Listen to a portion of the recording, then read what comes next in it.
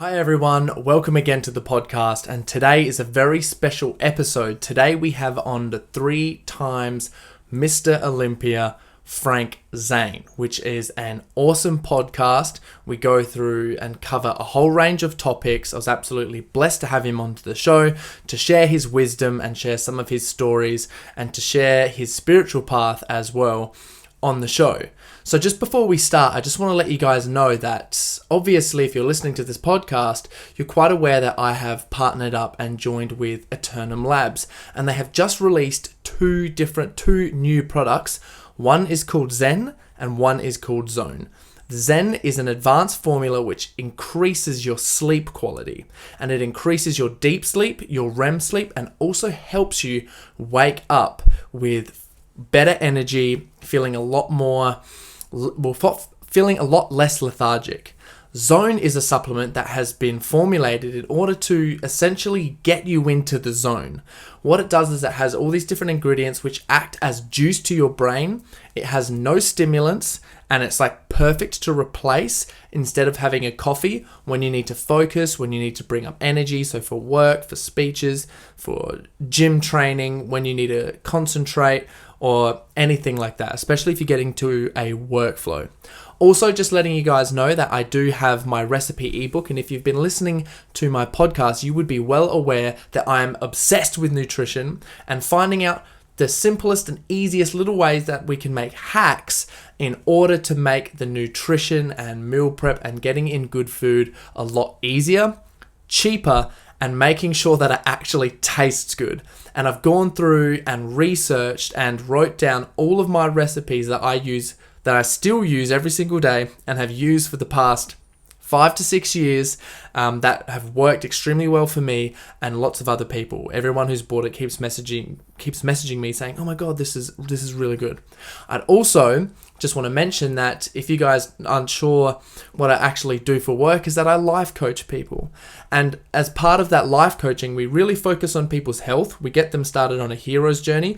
We walk them down the spiritual path. We help them to invest in themselves when they need to, doing all different types of things when it comes into shadow work, different types of like activities, exercises, having some really in-depth conversations, creating plans, and understanding biohacks and how we can actually use them to make sure that our health is on point.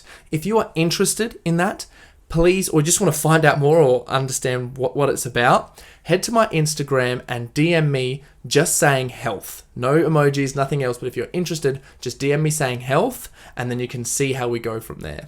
So, without further ado, guys, we will now start an uninterrupted podcast with Frank Zane. I got my zone, I got my zen, I get my Zane. So listen to this one because it is literally insane.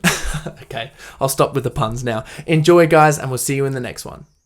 G'day, Frank. It's so good to finally meet you, and I just want to express like some appreciation to you before we start the podcast, because I am also a fitness competitor. I've been bodybuilding for, I'd say, over 10 years now, and I have been listening and following some of the things in your journey.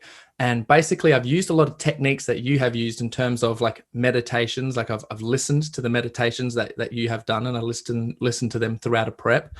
I did the visualization techniques that you would do when you were posing. I also listened to how you actually dieted someone in, and I copied those macros and did all those different things. And I competed in 2019, and after ticking all those boxes up, I won a pro card. So massive thank you to you, and thank you for inspiring not only me, but the generations of many people. I'm glad it was helpful. That's my goal. Yeah, so thank you so much. I've got you on the podcast today because I just like to talk about like a few different things, and I think like for your age, you look fantastic, and you still have like maintained like a really good like body and physique throughout all of the years. How have you like done that? Well, I pretty much do the same thing all the time, and I'm 79 now, and I just worked out today. I have a great gym, a lot of machines that I use, and it's just convenient. And so I do it. I'm doing something every day. Plus, I walk a lot. We walk about 1.5 miles, 2 miles every day in the morning with our dog. And then in the afternoon, I train a little bit. I like that. And how do you like we want to like maintain and keep really good energy levels? How do you go about that? Well, I follow a simplified routine. I train upper body one day and then legs the next day. And I generally do that 4 days a week, Mhm. maybe five. And Mhm. I usually do two sets of each exercise. Hmm. What about Increase the weight on the second set. Keep my reps between 8 and 12. And my and goal is to get a pump on every set, which I do. okay, is there any certain specific techniques or anything you do in order No, for I just do correct reps with a slower negative than positive, Hmm. and then I stretch between sets. Hmm. And I always get a pump. I can always feel the blood flowing into the muscle. Hmm. And what about like nutritionally and supplementation wise? Well, I take amino acids in free form. I've been doing that for about 30 years now. Mhm. And in addition to that, I follow high protein, uh, not extremely low carbohydrate diet, but my protein is always a little bit more than my carbs. I'd say my protein for me is about, I weigh about 175. I probably get about 150 grams of protein a day Mhm. and probably about 120 grams of carbs a day. Mhm. And I feel good on it. Keep- I'm not dieting to win anything or go in anything. I'm just eating normally so I can feel good and have a nice life and do the things I want to do. Yeah, for sure. And what about like the aminos and stuff that you have used throughout the years? Which do you think have worked like best for you? Well, I take a mixture of 16 different amino acids in gelatin capsules, and I generally do 9 a day, three times a day. Yeah, what type of aminos do you take? Because I'm also a pretty big fan of aminos. I sort of use aminos like the essential aminos. I use glutamine. I like to use tyrosine. I like to use lysine and N-acetylcysteine. Like I use quite a few of those different aminos. Which ones are I some? don't separate them like that. I take them all in one compound. Oh, okay. And then sometimes I'll jack up the arginine a little bit. If I want to sleep more before I go to bed, I'll take more tryptophan. If I want more alertness in the morning, I'll take some powdered glutamine. And that's about it. It's relatively simple. I've been doing it for a long time. And also, I know that you write a lot about the golden era and the golden days for when everyone was competing back in Venice Gym. Is there anything recently that you have either written about or thought about that you think has come to mind? Well, it's not my last publication, but my most popular one is my bodybuilding manual. Mm, Zane bodybuilding manual. It's 436 pages. And my whole career is in here. Everything about me is in this one book. And aside from that, I have a workbook. You might say that the bodybuilding manual is the textbook, but the workbook is the 91 Day Wonder Body. This mm. tells you exactly what to do every day for 3 months. And it has tips on diet in there too. So for how to do it book, a workbook, this is the one. And to know all the facts behind it, the bodybuilding manual is the one. Mm. Then in addition, I also put out, this one came out recently, called Mind Body Connection. It's Mm. about the connection between your mind and your body, how basically what you formulate in your mind becomes real when you do it in your training. And there's all kind of techniques in here. And I publish a lot. To, It's something at least every year, but usually something 2 times a year. yeah, you do quite right a bit. I look on your website and there's all different, like you've got so many different Yeah, there's a publications lot of stuff. available. Yeah. What are some of the techniques or some stuff? I'd love to dive into the mind and the body connection. What are some of the things in there that you think have been really beneficial? Well, one is meditating on a regular basis, and that's basically every morning I clear my mind by saying a mantra, which is it's like a power phrase. Hmm. It's, repetition of certain words that clear my mind and put me into a frame of mind that I just feel higher, feel better. And I know that you have like experimented with like all different types of meditations. What got you into it? I read some books on it when I was in my early teens, like age 14. I read some books on yoga. I was very much into the spiritual side of yoga, the meditation part of it. And I just kept doing it afterwards because I felt better from it. It was something I could do on my own. I didn't have to rely on other people. And I've always felt that way, that I do better on my own. I don't need other people around to hold me back. Mm. I could do it myself. It's always been like that with me. Yeah, keep yourself I've never gone to anybody and say, train me and make me into a champion. I've always done it on my own. And the meditation techniques that you've used have helped you do that? Sure. Basically, the goal is to clear your mind. And I say a mantra. I have a couple of them, a phrase that basically I say over and over and over again. And I do that throughout the day. When I'm walking, I say the mantra while I'm walking. No matter what I'm doing, basically you can see these beads I have on here. Mm-hmm. This is my string of 108 beads, which is what I do for formal meditations. Then I have these wrist beads that I use for, when you do something physical, it helps you to remember to keep saying it, because the nature of mind is to flee from focus. And so when you're doing something physical, you're in touch with what you're doing more than if you don't do that. So these are just some of the tools. So would you mind sharing, because I'm interested in the mantras and the different meditations, like how do you do them, or would you mind sharing some of your mantras that you use? Secret. He's got the secret. He's got the manifestation power there. No, I like that. You could find mantras if you read the Buddhist sutras. There's mantras in there. Probably the most popular mantra is Om Mani Padme Hum. Om Mani Padme Hum. That's a very popular mantra. So I take refuge. I praise the jewel in the lotus. Sort of symbolic. And did you use those throughout your bodybuilding career? Pretty much. Started when I was 14. That's about when I started everything right around 14. Mm-hmm. I mean, I started meditating and doing yoga, bodybuilding, and doing archery. And I still do all those today. I don't do yoga so much, but I meditate. And you still do archery? Yes. Yeah. How do you think that those things like benefited you throughout your career? It helped my focus. It also helped me to clear my mind and focus on what was important, not things that were not important. Like one thing, if you're a competitor, that's not important, is thinking about other competitors. It doesn't matter.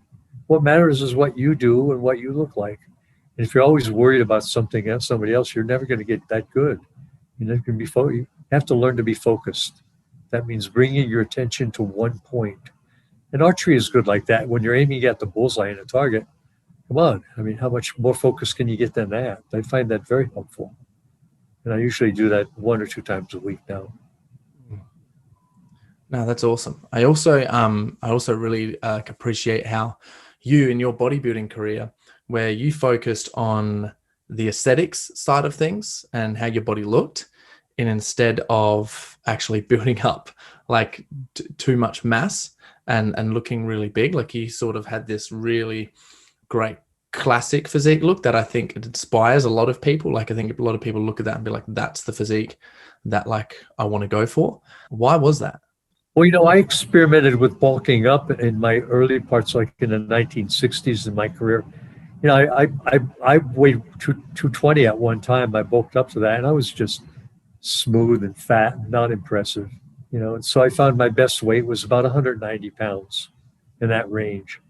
And so that's what I competed at, and I trained at around that. I trained between 185 and 195 pounds.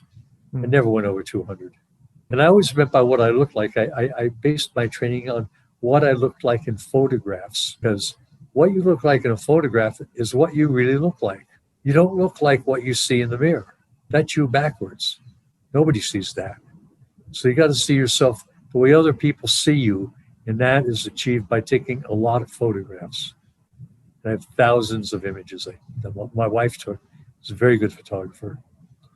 And, I published those, and all my books have photos that she took. Put them on in ads on the internet and stuff. So it's been very helpful. So on that, like, what do you think was some of the most like memorable moments that you had throughout your bodybuilding career? I'd say it was winning the Olympia 3 times. Yeah. It was all the major titles, really. It was winning Mr. World in 1969 in Belgium. It was winning amateur Mr. Universe in 70 in London. And then also in 72, winning the professional Mr. Universe in London, in 72. And then, competing in the Olympia. Actually, in 76, I got in fantastic shape, but I didn't win. A lot of times in competition, when you're in fantastic shape one year and you don't win, but everybody comes up to you and says, you should have won. You win it the next year. That's what happened to me. I won it at 77, and at 78 again, and 79. Yeah. And what do you think was like some of the most important parts of that journey for you? Well, I think training in isolation for me, I remember in 79, I had a house in Palm Springs that was really a gym for when I wanted to go over there and get sun. And I spent the last month in seclusion training several times a day in my gym, sunbathing, lying on a raft in my pool, and then running at night on the high school track, and then posing, having photo sessions with my wife. And, it worked for me. I really don't need a crowd or an audience to perform. I mean, I get it together pretty well on my own. I'm like a monk hibernating in a cave. I don't need all that. I don't need all that distraction like in a gym to be noticed, and it's just a distraction for me. I'm not concerned about other people, just about myself when I'm training for competition. So you really got like your self-satisfaction out of what you like presented yourself. Yeah, that's why I rehearsed it, and I practiced my posing a lot that way. I posed a lot because, if you're going to compete, that's what you have to be good at is posing. And so a lot of people don't practice it enough. I practiced it a lot. I would work through my routine. I'd have up to 20 poses in my competitive routine. I would work on holding each pose for about 30 seconds with all my muscles relaxed and do like a body scan. Things like that. The more you pose, the better defined you get. So I did a lot of that. Yeah, I really like that. And I think that like definitely reflects in a lot of the photos that you've taken. Because I always find myself as well, like I find like a bit of resistance whenever I have to practice posing. But as soon as I start practice posing, it's like, well, this is the joy that is really starting to come out for me. Well, it's hard work. You get very sore when you pose a lot. Usually if you don't practice posing until the last 2 weeks, and then you go all out and practice a couple hours a day, you're going to be really sore, but you're going to get very muscular doing it. So it's important, you can't just let that go. It's what you do in competition. What do judges do? They look at you in different positions, poses. So that's what you need to practice. A lot of people don't. They just train, It's not about lifting weights. It's about posing and how you look in the poses. Yeah, I love that because there's some other professional bodybuilders as well that I like to listen to and follow. And some of the other best ones, I think, have definitely taken your insights from that and do practice the posing because that's sort of like where the art of bodybuilding really comes in. They need to. I'd also love to talk about testosterone because all of the stuff that like you do in terms of optimizing yourself and focusing on health and longevity and like being in a really good energy. One of those things like for men that is really important to do is to focus on their testosterone. So I'd love to talk about that. Well, my focus was always to take amino acids that helped more testosterone sensation triggered in your body, like arginine and tryptophan and glutamine were the three I specialized on. And I really took a lot of amino acids. I didn't rely on pills or injections so much, but basically it was all amino acid supplementation. And then eating high protein diet and then taking supplements like liver extract. Do you still take the same like sort of protocol? Like what would you do if you really wanted to focus on like increasing your like testosterone? What would that like protocol sort of look like? Well, I would take more and more amino acids every day. I would probably build up to about 30 a day. Right now I take about 9 a day. And I also take liver extract, which is like a very concentrated desiccated liver. I take not many of those, maybe 3 or 4 a day, but I would take up to 9 a day otherwise. And, I just took a lot of capsules when I was competing and it worked. Did you take any other supplements or vitamins or minerals?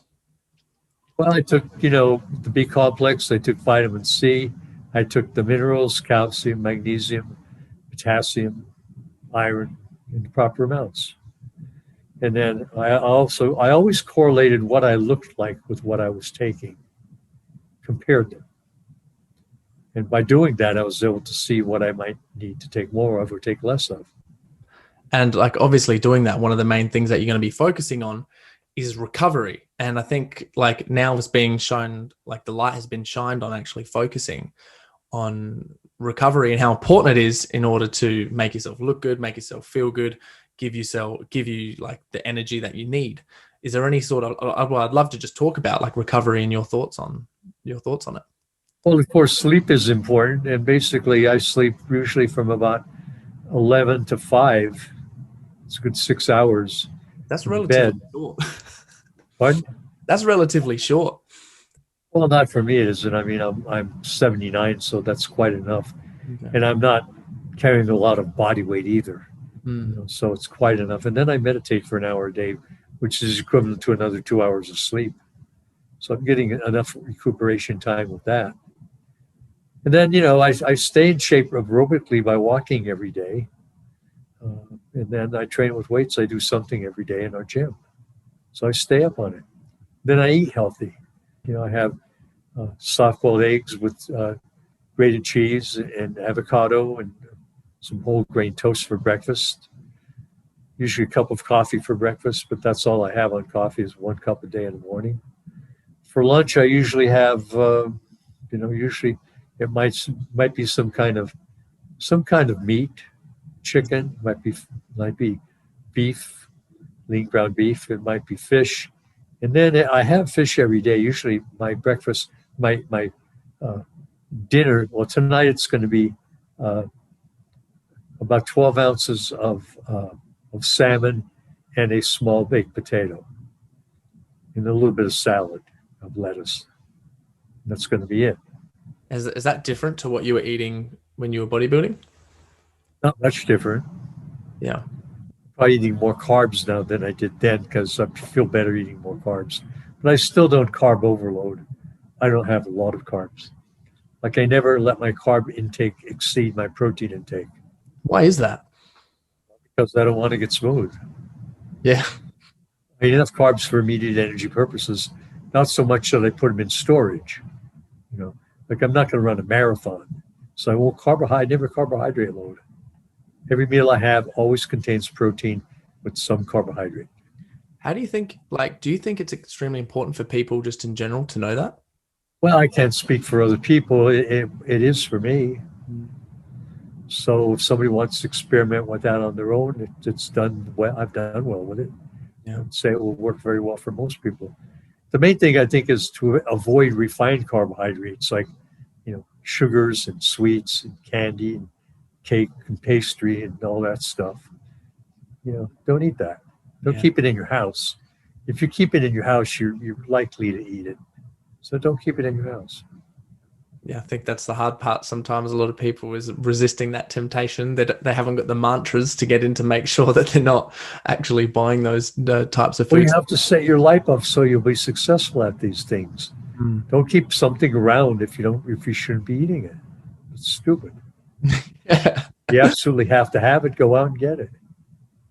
So how do you set yourself up for success? What I told you. Weren't you listening? Yeah, I was. That's it. I work out on a regular basis. I do some aerobics. I follow a good diet.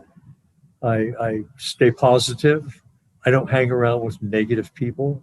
The rule is don't hang around with people who don't help you grow. Mm-hmm. And so the only people I see are basically people who come to me for help. They all want to grow. I don't have a lot of friends that I hang. I just have maybe 1 or 2 friends like that. They're all positive. My wife is very positive, and she pushes me, and I'm thankful for it. And she's really good. We've been married 54 years, and we keep going. Yeah, I think that's quite an achievement.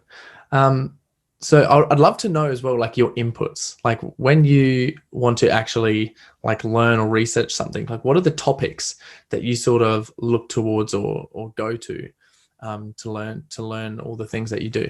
I study a lot of the Buddhist sutras. The sutras are like speeches given by the Buddha. And I read them a lot. Then I have other things that are very helpful. Uh, some of the uh, authors that are, you know, spiritual authors like Baba Ram Das. What's the other guy's name that we're reading? I can't think of his name now, but I have a Kindle that I have about 400 titles on, and I reread a lot of the stuff that's on there, you know. And so it's, you know, I don't read a lot of literature. I do some of the stuff, like the works of Carlos Castaneda. I've read that a lot. Have you ever read Castaneda's works? No, I haven't read. Who is he? Well, he's an anthropologist at UCLA that went to northern Mexico to study under a shaman, a medicine man, and he has about 9 books about that experience. It's really helpful, and you know how he developed his dreaming body. You know, it's very enlightening, actually, reading that stuff. How was that? And how to live like a warrior. And what are the like? How do you apply those things? Well, I don't think about how I'm going to apply them. My life is sort of based on doing those kinds of behaviors. Okay.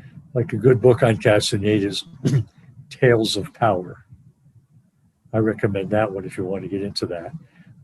Tales of Power. Why is that? What's in there?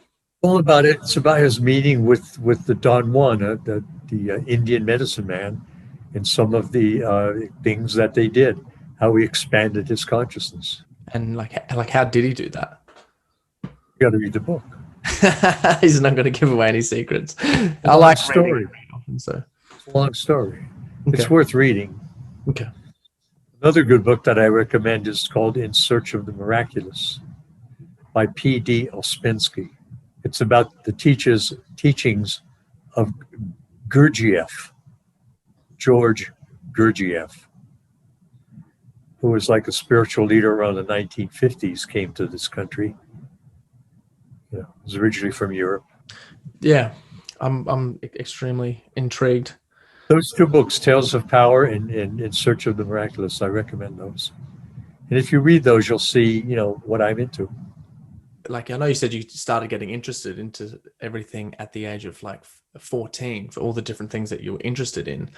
But how do you think that the spiritual path has like been beneficial to you? Because there's not many other bodybuilders that I know that do follow the spiritual path, even though I think that like bodybuilding myself personally is like a sort of like a spiritual experience. It is. It always was for me.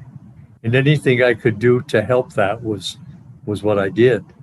And I found that reading literature that was inspiring was very, very powerful thing. And there's a lot of it, you know. I mean, there's just what I mentioned is great, like Carlos Castaneda's books, Ouspensky's books, Gurdjieff books. He has one called All and Everything. Guess what that's about? Nothing. All and everything. All and everything, yeah. I think it's important to be able to clear your mind. And I do watch television, but when I do, I watch how people act. A lot of times I'll watch it without sound, just to watch their body language and what they're saying. What do you get out of that? Well, I see how people act, you know, from what their body language is. Mm-hmm. How you can tell what a person's about by how their body moves and their expressions. Yeah, that's really interesting, because then I guess, I'm not sure if it's like a man thing or whatever, but I'm very hang on to people's words instead of their body actions. So I can see how that can be extremely beneficial. Well, they're both important, you know, they should match up. Yeah, for sure.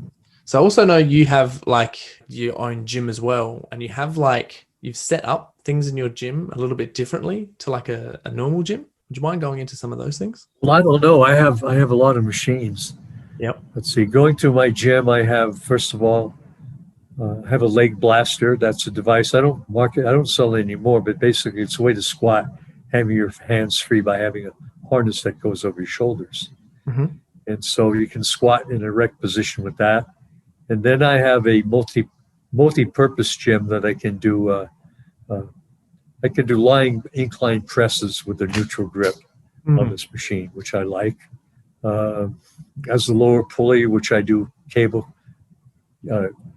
preacher cable curls with. And then I have a pec deck, which I use instead of doing dumbbell flies.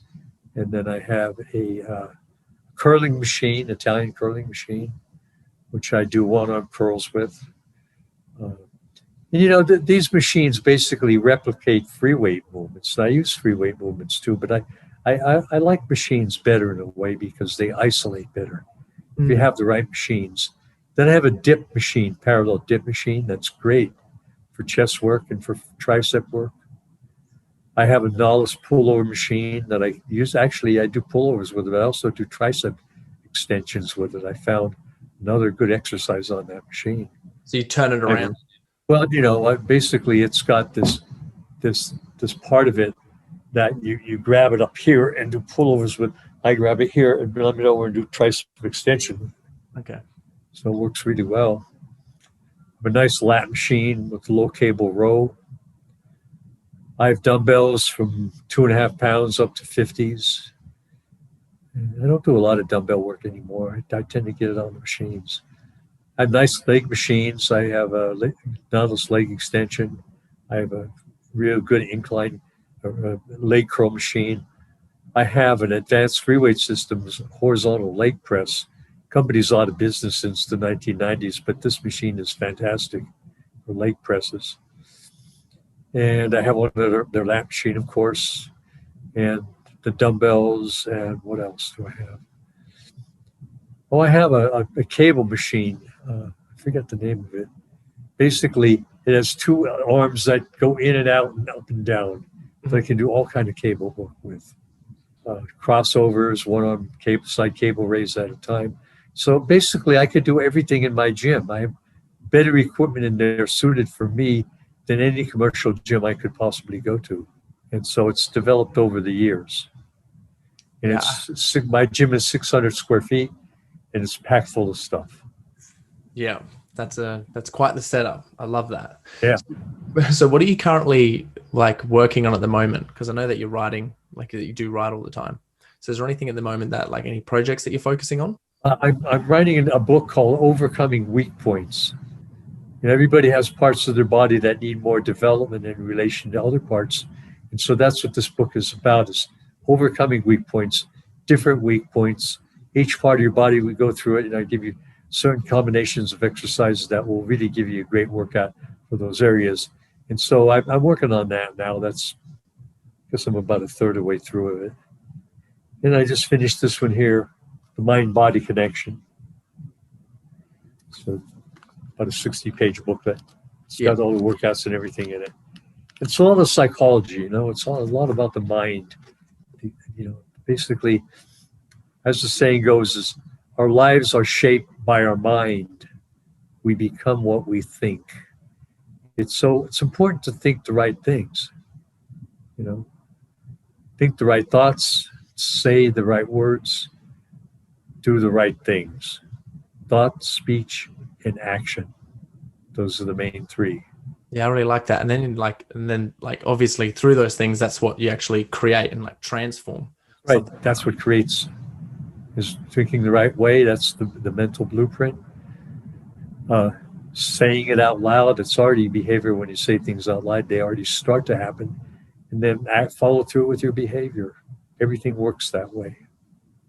And I'm assuming that's obviously through doing those things into your Mr. Olympia prep, those things would help. And so I practice right speech too. Okay.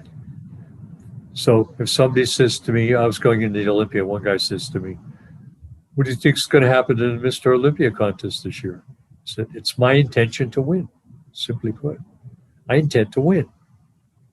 Need I say more? I'm go in there and win it. As a matter of fact, I've already won. That's a good mantra. I have already won. And I said that a lot. First year, it was a little more challenging because I hadn't won it yet. But after I won it the first time, it was easy because I had already won. It was true. I'd already won. I actually used that technique of yours because I know you've said that somewhere else, and I used that for my last show. And then I was thinking for when I won the pro card, and then for the future ones, I start obviously thinking to myself, like self-doubt creeps in, and I start thinking to myself, like, maybe you won't be as conditioned. All of these other like self-doubt, negative thoughts sort of come in. And for myself personally, what I noticed only recently, only the past couple of days, was I noticed myself thinking, okay, you haven't been meditating or actually focusing on clearing your mind as much to give yourself a chance to give yourself the best self-belief possible when entering into the competition. That's what you should do. Yeah. It's not about other people. Yeah. It isn't. It's about you. Strictly you. How you prepare, what's on your mind, you know. Basically, you have your dream, you have your goal in mind. You have to sell it to other people. You have to convince other people that this is the truth. This is it. You got to believe it, then you got to convey it by how you behave. It's not only about believing it, it's also about backing it up with photos. That you see how fantastic you look in the photos. That's what gives you the confidence. You know, you can't just imagine it and not have anything to back it up. It has to be based on something. The photos are the true reality. That's how you own it. That's how you see it. That's how other people see you. You never see yourself. That most people never see themselves the way they do in a photo. They see themselves in the mirror. That's backwards. You don't look like that. It's backwards. Plus, what you see in yourself is a lot of your own projection. It's what you think you look like. A lot of times you project that into it. Yeah, just taking notes down for that. Sort of like you got to cultivate a belief in yourself, set the intention, and then you sort of have back it up. Convince others to convince yourself, which sort of goes around in a loop and helps you self-belief again. And then you do that and make it concrete by. That's right. Do everything possible to make it real to yourself first and then to others. Do everything possible to make it real. I like that. Because everything happens, obviously, first in your mind and then in reality. So, right. Have you got any is there a story for one of your major bodybuilding competitions about like how you actually like use that leading into a show? And was there any parts in there where like resistance would show up, would challenge you? What comes to mind is when my last year, 1979, I was going for 3 in a row. And I had a house in Palm Springs. I would be over there, go over there from Los Angeles and get sun. But the last month I stayed over there and I had a gym in the house. And so I did nothing but work out and sunbathe and say my mantra and then run at night. All day I did that. I said my mantra continuously. And so that's what was on my mind. Nothing else came to my mind. I just said that, crowded out negative thinking. And I was blissful. I was extremely happy doing that. And that came out too. So I learned how to do that. I really like that. And yeah, like during that time, obviously when you really want to focus on the competition, but during the other like time of the year when you were training or doing something, did you make friends with the other competitors, the other guys that were competing? I knew them from the gym, but that wasn't my goal to be friends with everybody. Okay. At the contest, I never talked to anybody. I didn't even look at them. I ignored them. Mm-hmm. It was all about the image that I projected to the judges in the audience. I mean, I knew them in the gym and everything. And we had friendships, but it stopped at the competition. Yeah, it stopped at the competition. Yeah, because I'm assuming that you guys surely would have had like some sort of stories together when you weren't at competition, when it wasn't time to go warrior mode, when you guys would talk or train. Well, I could think of a lot of things that really weren't that important. I remember one time I was doing Roman chair sit-ups at Gold's Gym.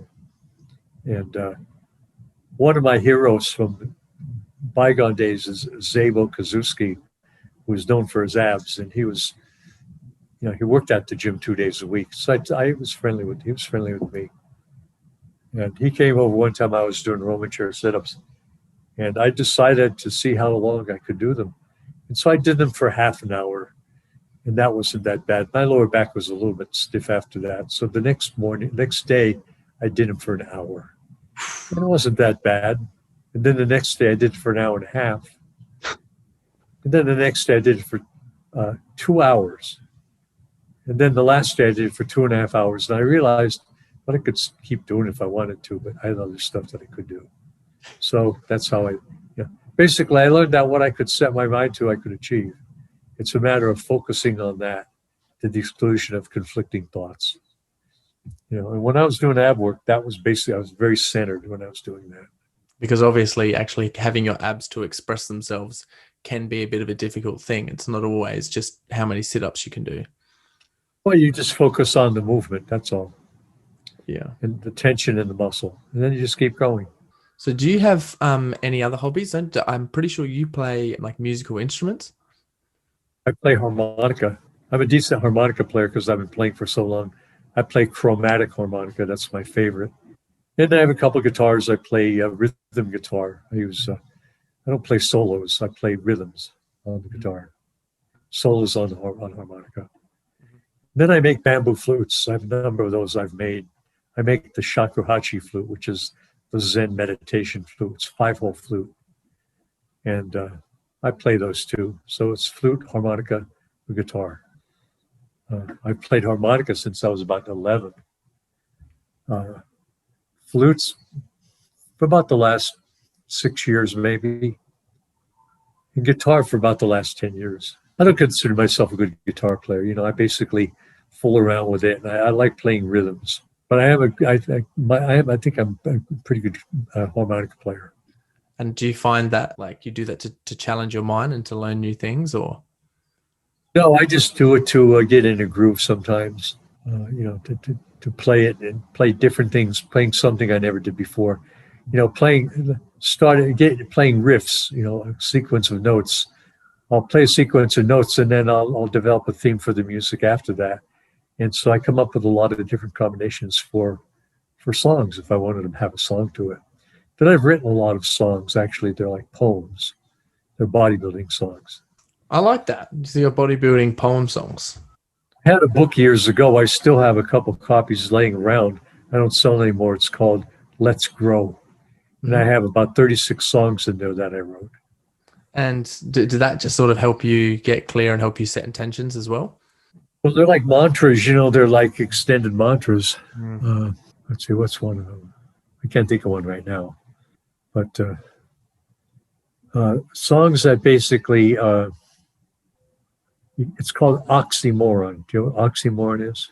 No, I've heard the term before, but I couldn't. It means it doesn't make sense. Yeah. One is called I'm in a hurry to relax. Just so contradictory already. Yeah, I like that. Yeah, they contradict, but I'm in a hurry to relax. It's like the story. I don't have time to pay my tax because I'm in a hurry to relax. Yeah, stuff like that. Basically that's part of overcoming your mind is with nonsense like that. Things that don't make sense, but in a way they do. So what motivates you to do all of these things? I just get ideas. I guess clearing my mind and opening up that space so I can get ideas. And so that's what I do. And clearing my mind basically is saying a mantra. I start that way, and then after a while, I can drop the mantra, and my mind will be totally empty, and it'll get flooded with ideas. Nature does not want you to have a clear mind. Okay. When you're meditating, for example, saying a mantra, and then all of a sudden you get a clear mind. And what can happen is you start getting a flood of ideas, very creative stuff. And that's nature telling you to break your focus. It's sort of like you have a goal and you're going toward that goal. But you notice along the way, there are a lot of sweet smelling, pretty flowers. And so you stop and you smell the flowers. And you don't reach your goal. See, that's the whole concept. Focus on your goal. You can stop and smell the roses sometimes, but that's not all you should do. There's time for that. Yeah, I actually love that so much. And I hope you don't mind if I steal that quote, because that's quite fantastic. Because I coach entrepreneurs in order to, they sort of get to this part of their life where they've had some sort of success or business success or start to achieve some things, and they've been distracted the whole time and prevented themselves from having the ideas and having the stillness for those to come up. And a lot of the time what we do in the coaching is one of the main things, which is so simple, is we just get them to try to have some stillness within either their day or weekend, because a lot of the times people are like extremely busy. So I sort of think I come up with this theory that like there's a certain amount of stillness that we need like per day, and we have a bank of it. And if we don't reach that certain amount of stillness every single day, what happens is on the weekends, on Sundays, for example, people just go, oh, and don't feel like doing anything. Then if they have a busy Sunday, they come back to like work on Monday or something, and they haven't had that stillness time. So it's very hard for their bodies to recharge. And then eventually their immune system drops down and they end up getting sick. And it's sort of like the whole world is just telling them to just like relax, get still, and look at things from a bigger picture. So scheduling that stillness in, I find, is really important. You know, it's important to think the right way and meditate, you know, and be able to clear your mind. But it's also important to pay attention to how you speak, the words you use. And there's a whole category of things that people say. I call them negative body metaphors. They're expressions that puts a negative energy or negative burden on their body. Like a person doesn't like something, and instead of simply saying, I don't like that, they say, I can't stand that, or that makes me sick. Or you want to get sick, keep saying that to yourself. You make yourself sick. Things people suffer are self-fulfilling prophecy. They create them. Create a lot of negative baggage. Don't talk that way. Don't let other people talk to you that way either. You don't want to hang around with people that are talking negative all the time, or doubting, or worrying, or knocking you down. That's just get rid of that. Yeah. And a lot of the time it's either like, I think it's bringing awareness to that, right? Because a lot of people will say those things unconsciously, or hang out with people who say those things unconsciously. That's the thing, is being unconscious of it. That's what's harmful. And these people that are unconscious of it are going to suffering the adverse effects of it. But you should never buy into that. And if you find yourself saying that, you should correct yourself and say it the right way. Or if somebody's just talking to you that way, it could be good. I mean, you might hurt their feelings. You say, you mean this. Somebody says, that makes me sick. You might say, you mean you don't like it. Just simple corrections like that. Yeah, either you don't like it or you don't value it. It's sort of actually being really consciously aware of your vocabulary. You don't prefer that. Don't prefer. Yeah, I like that one. And actually spending the time in terms of like, well, for all the stuff that you're going through, it makes so much sense in terms of what you're saying beforehand is sort of self-belief, convincing yourself and convincing others to believe in yourself. You have to add all of those little things in that you have mentioned in terms of actually actively being aware of your vocabulary. I find that crazy important. Yeah. I have a good rhyme for you. Ready? Yeah, I'm ready. The present is a microsecond fiction. The present is a microsecond fiction. Now you see it, now you don't. I can't even put it into diction. It's not even here anymore. The present won't stay as time slips away. Everything that we perceive is the past. Something happens that's present, it's gone. It doesn't stay. Microsecond fiction. Did you write that? Yeah. Yeah, I love that so much. That's like really impressive. I'm gonna make sure that afterwards I'm gonna re-listen to this and actually like write that down. Good. You're making it all up. Yeah. You are. All the time. Either unconsciously or consciously. It's up to you, you know, it's whatever you want. You look out at the world, it can be a dump or it can be heaven. It's up to you. Actually, it's whatever you want. You visualize that and you do it long enough and it becomes real. I think the hardest part though is just when people get tested or go through the trials of when things get really tough, and trying to stay convicted to those intentions and to those values and to those visions is what the thing is though that they created that. Yeah, it's all your own creation. You're making it all up all the time. It's however you want it to be. So the main thing is to talk the way you want it to be. Yeah, I find that fascinating. Older people tend to be like that. A lot of them, as they get much older, they use a lot of negative language, and it becomes true for them. Talk themselves into it. Yeah, it's pretty interesting when you do see that, because even like some people, because I've had some really positive things happen to me in my life, which have been that I'm extremely grateful and appreciative for. And some people that I talk to, try to influence, or try to motivate, so the question is like, how? And I kind of get stuck on that question sometimes. But as you were talking, like the answer just sort of popped into my head, and it's like, well, I'm extremely kind to myself in my own mind, and I try to always be as positive as possible and speak to myself as positive as possible. Give myself self-respect. You know who Steve Vai is? Steve Vai? VAI. He's like a real super guitarist. Probably the best instrumental guitarist there ever was. Mm-hmm. He's a friend of mine. Yeah. And he says, this is like poem on this. Ultimately, there's nothing. There's nothing there. Reality is just empty space. You put stuff there. That becomes your belief system. So whatever you want, I mean, ultimately there's nothing. Put whatever you want there. Fill up your space with positive stuff. Or not. It's up to you. Yeah, I think it's such a good metaphor, especially when you're thinking in terms of even just things like health or bodybuilding. Like you have this canvas and you have this body, and if you want to get like bigger muscles and you want to grow, put them there. If you want to be healthy and have like long lasting energy, put it there. Keep visualizing it. That's the key. And it'll start happening. You know, it's been said that if you can hold a thought unrelenting for 20 seconds, it will start to become real. That's all it takes. 20 seconds. It's hard to hold a thought for 20 seconds. It's almost impossible. It can be.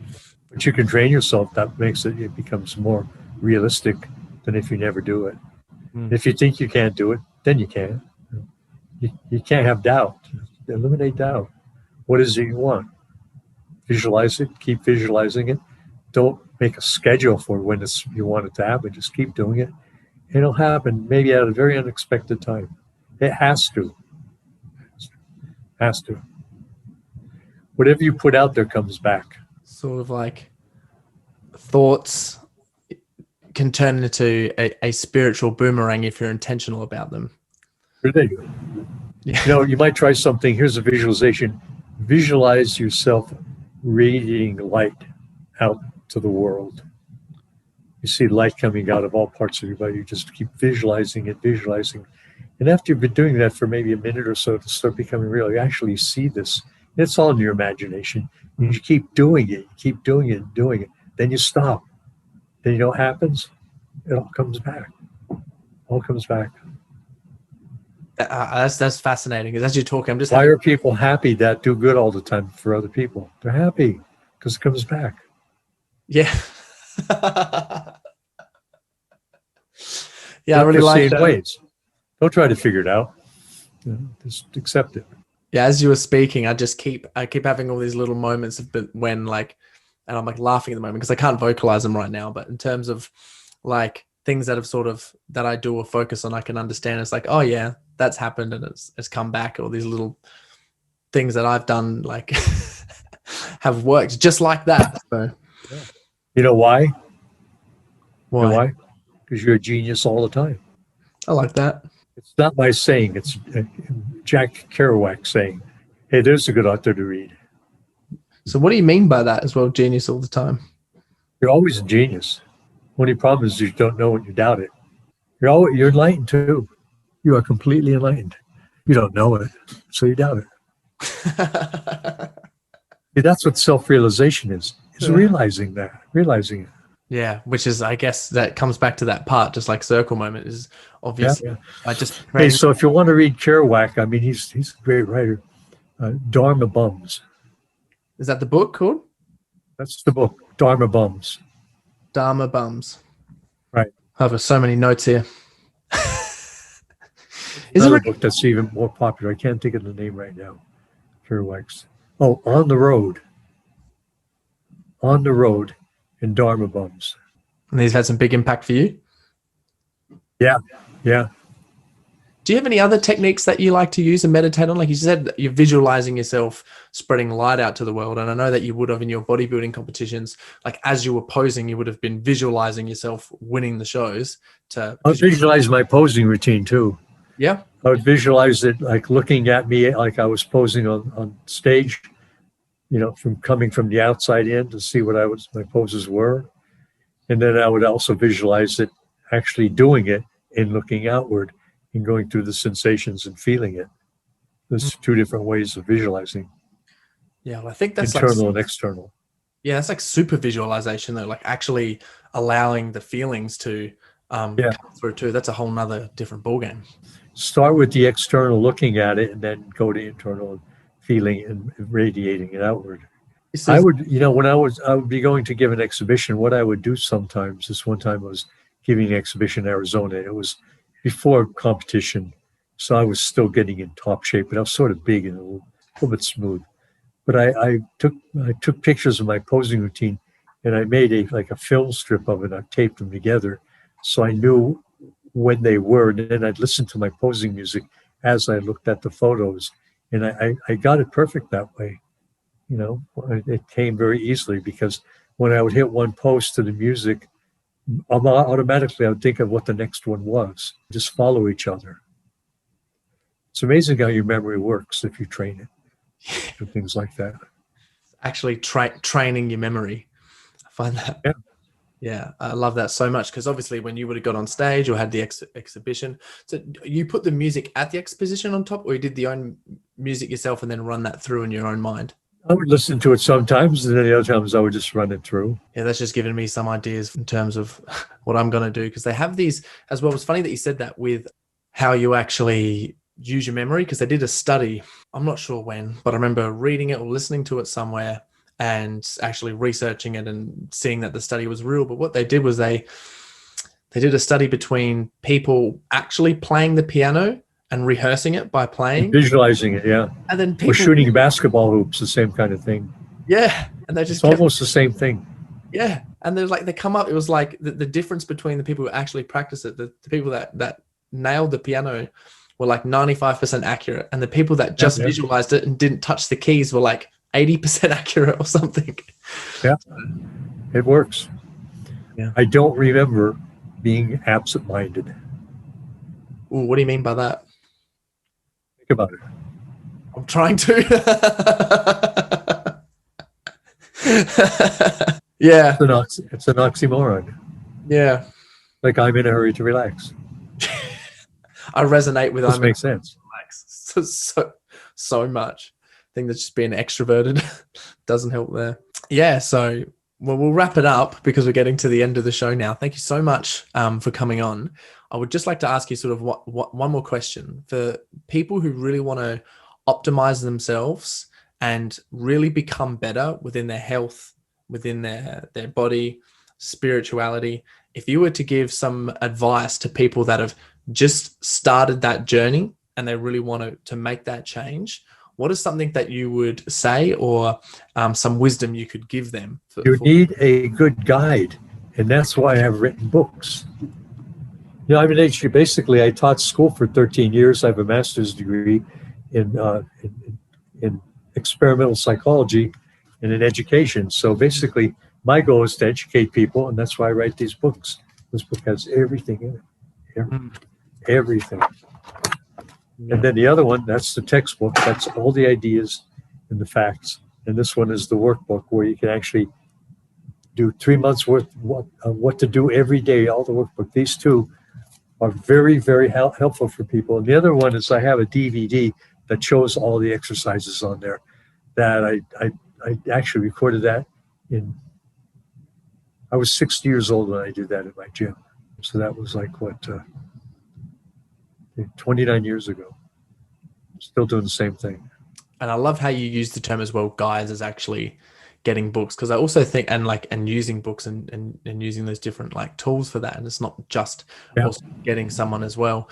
But I find that like it's very important for people to match up with whatever their goals are and what they're actually doing to precisely choose the right guides as well. Absolutely. Yeah. A lot of people's goals, and of course mine were like this for the longest time, was to make progress, to get better. And now my goal is to stay the same. Well, it's It's not to change. a little bit hard not to change when you end up being the best. Am I right? Right? I said it's a little bit hard to change when you end up being the best. Am I right? And then chucked you a cheeky wink. Well, I guess it's a matter of opinion. Yeah. Some people think you could always get better, but you can only get so good with your body. Yeah. As you get older, you find out that it's not the same. Your body changes. Your mind doesn't, though. Your mind can continue to grow and get better. So the idea is to tie them together, and then get the idea that you want to stay the same. So do the same things you've always done to make progress, and don't doubt it. Don't think you're getting worse. And then you should take photographs too. See, photographs are important because they're feedback on how you're doing. You don't have to show them to anybody, but look at them yourself. See where you're at. Look at the bad ones.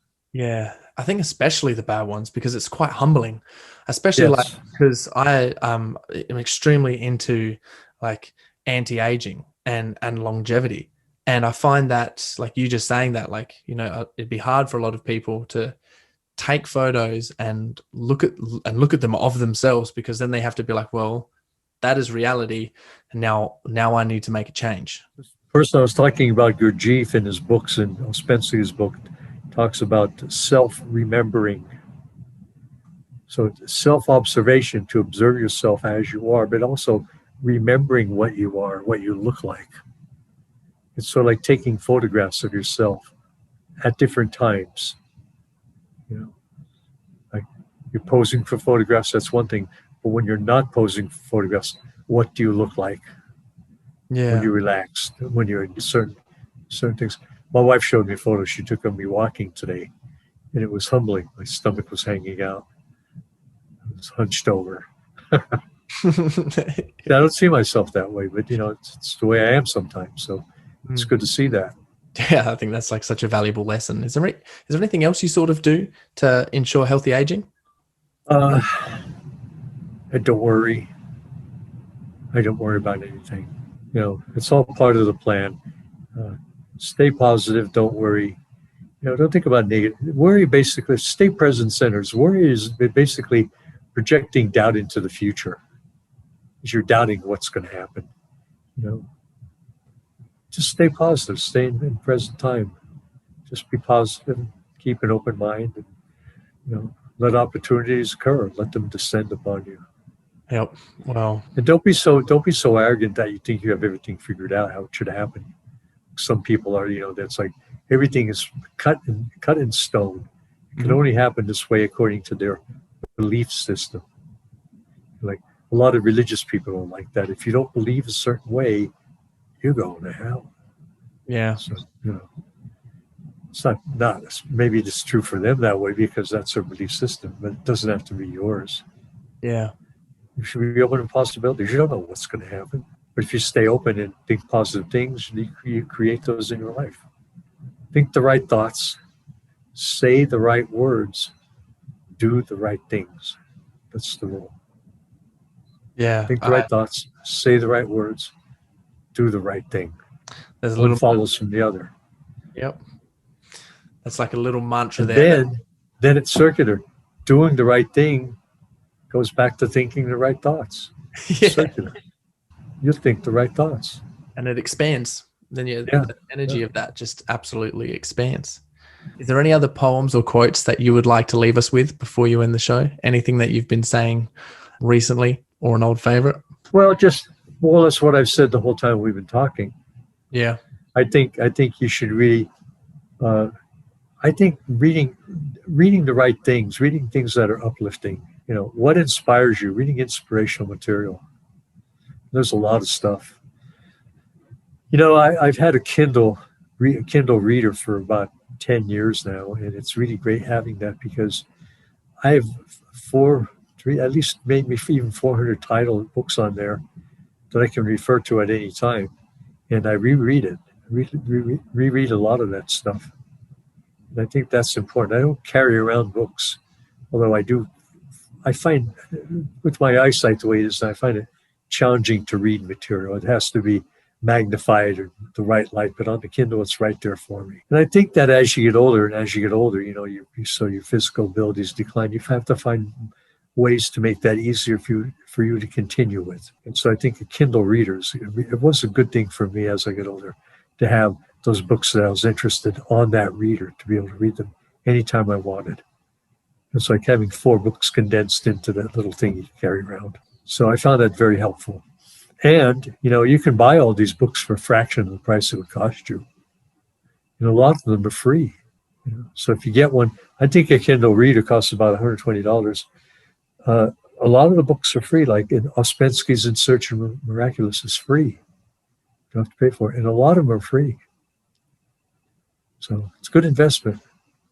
You'll never run out of stuff to read if you get one of those. You could choose what it is you want. And then, just keep on using them and get inspired and manifest visions and stuff for your life to live the life that you really want to. Whatever. Yeah. All right. Well, thank you so much for coming on to the show today, Frank, and sharing your wisdom. It's been an absolute gift. As I said, you've been extremely motivating, not just now, but also throughout your career, and you've inspired me to follow the path of, being spiritual, meditating, focusing on my health, longevity, and competing. So just want to say a huge thank you for that. So this will be on your podcast. Sure will. Great. Yeah. I'll look forward to it.